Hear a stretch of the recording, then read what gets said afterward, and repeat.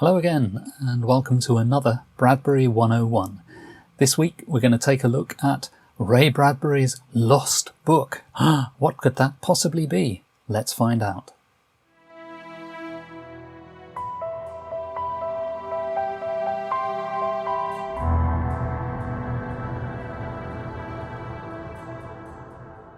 Well, that's a typical YouTube headline to drag you in, isn't it?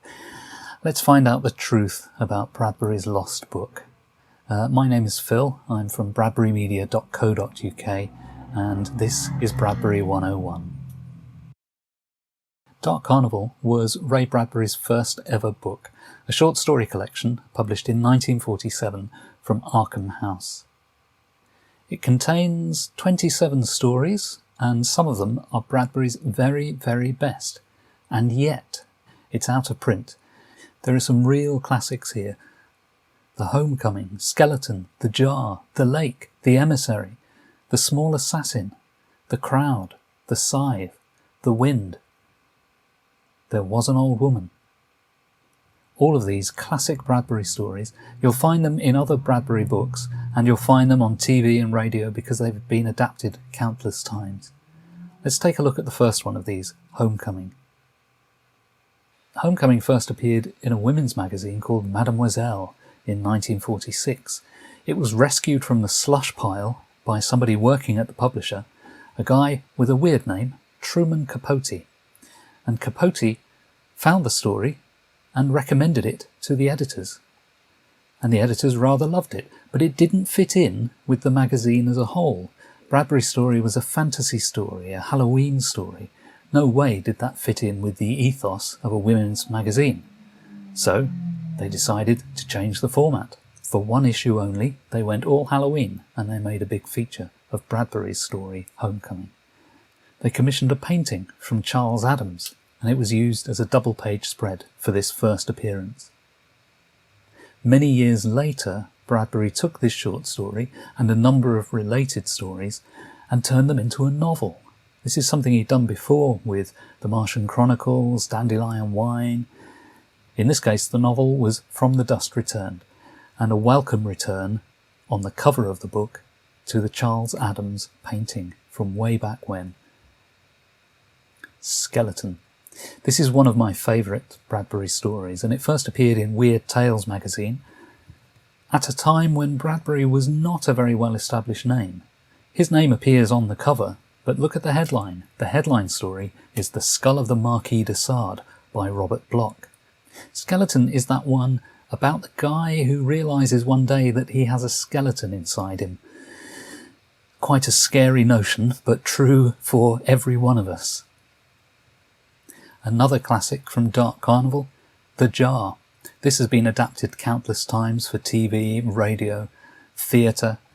It's the story of a guy who goes to a carnival and buys a mysterious jar containing, well, nobody can quite tell what it contains, and therein lies the fascination of the jar. Once again, Bradbury featured by name on the cover of Weird Tales, where this story first appeared, but again, not the headline story. Look to the top of the page, The Bat is My Brother by Robert Bloch. Bradbury and Bloch would become good friends later in life. But here was Bloch getting the big headline, while Bradbury was second fiddle, but with a story that would have much greater longevity than Bloch's story. Notice how the illustration for the jar really captures the hypnotic quality of it. It was later adapted for the Alfred Hitchcock Hour on TV, and the jar there was also hypnotic because, well, you can't quite make out what's in there. What is that? Is that a raccoon? A badger? Is it alive? Who can tell? That jar still exists. Somehow it ended up in Ray Bradbury's hands. He kept it, and it's now in the Centre for Ray Bradbury Studies in Indianapolis. It's a lot more cloudy and murky now compared to what it was back in the day. The next story in Dark Carnival is The Lake, and this is such an early Bradbury story that his name doesn't even get the cover of Weird Tales. Robert Bloch's there though. Look, Iron Mask. And also mentioned is H.P. Lovecraft. Many of the writers for Weird Tales were acolytes, disciples of H.P. Lovecraft. Bradbury was never quite in that circle. Robert Bloch was, however, as was August Derleth, who went from the pages of Weird Tales as a writer to being the editor and publisher of Dark Carnival.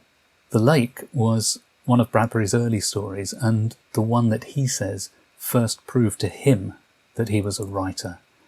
It's about a guy going back to his hometown as an adult, where one of his childhood friends had drowned in the lake. Her body was never found, but now he's back there in the town. Something weird washes ashore. The next story is The Emissary. This one is actually original to Dark Carnival. It had not been published before. So because it didn't appear in a magazine, I've got no illustration for this one. However, it was adapted for television and for comics and for radio as well. It was even ripped off by EC Comics. They took a number of Bradbury's stories, adapted them, but gave no credit. But Bradbury was a keen comics fan, and he very quickly latched on to what was going on, and he wrote a letter to EC Comics saying that, "Oh, you seem to have overlooked crediting me and paying me for these stories. I'm sure we can come to some arrangement." And indeed they did. The Small Assassin is another Bradbury classic. It's appeared in many, many books. This is one of the few that did not first appear in Weird Tales, but it did come from the pulps. It came from Dime Mystery magazine. And, for once, Bradbury gets the headline story. Now, the cover art reflects Bradbury's story as well, in the sense that there's somebody coming down the stairs, and there's something lurking on the stairs that puts them in danger. Except in Bradbury's story, the thing that puts them in danger is a child's toy and the child itself, not some mysterious, evil figure lurking beneath the treads of the staircase. This is another one that was adapted by EC Comics, but this time with permission, and therefore it's credited and correctly titled as The Small Assassin from the story by Ray Bradbury. The Small Assassin even became the title of a British paperback book of Bradbury stories. And it was adapted for television by Bradbury himself for his own TV series, and there was even a short film made in the early 2000s. With The Crowd, we get to one of my all-time favourite Bradbury stories. This is the one where there's a car crash, and a guy witnesses the car crash, and notices that a crowd gathers very quickly. The Crowd is another story from Weird Tales, but again, an early one. Bradbury doesn't even get his name on the cover for this one, but August Derleth is there. As with many Bradbury stories of the time, there was a lavish illustration, really capturing the dynamism of the story. The Scythe is another strange Bradbury tale, definitely a weird tale, this one. Another magnificent illustration in Weird Tales, capturing both the literal circumstance of the guy with the scythe, the symbolic circumstance of him being the guy with the scythe, the Grim Reaper, and the metaphorical imagery of the dying people who are not literally there in the field. But this is a story of World War II. This is a guy who realises that somehow he is responsible for all those deaths. Bradbury was helped on this story by his friend Lee Brackett.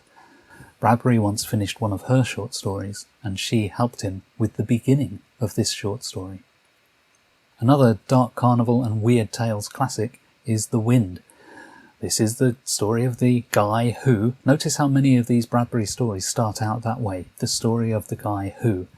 In this case, it's an explorer who has been around the world and heard and witnessed various winds, and he's now convinced that the howling wind around his house is out to get him.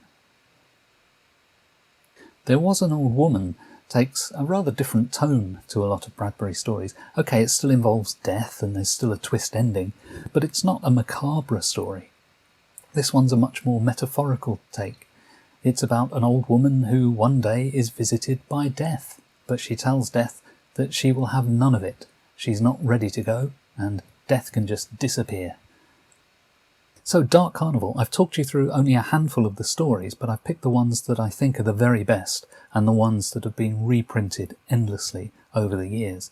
And the reason I've done that is because these stories are very well known, and they're very well known as being some of Bradbury's best stories, certainly best in the horror genre. and yet this book is not available. The year after the publication of Dark Carnival, Bradbury took some of the stories away, and the book was given a second lease of life in the United Kingdom. The UK edition of Dark Carnival was published in 1948 by Hamish Hamilton. It was a shortened version of the book primarily because of post-World War II paper shortages. And that's the end of Dark Carnival. Unlike all of Bradbury's other books, which are in print today, Dark Carnival was allowed to go out of print by Bradbury himself.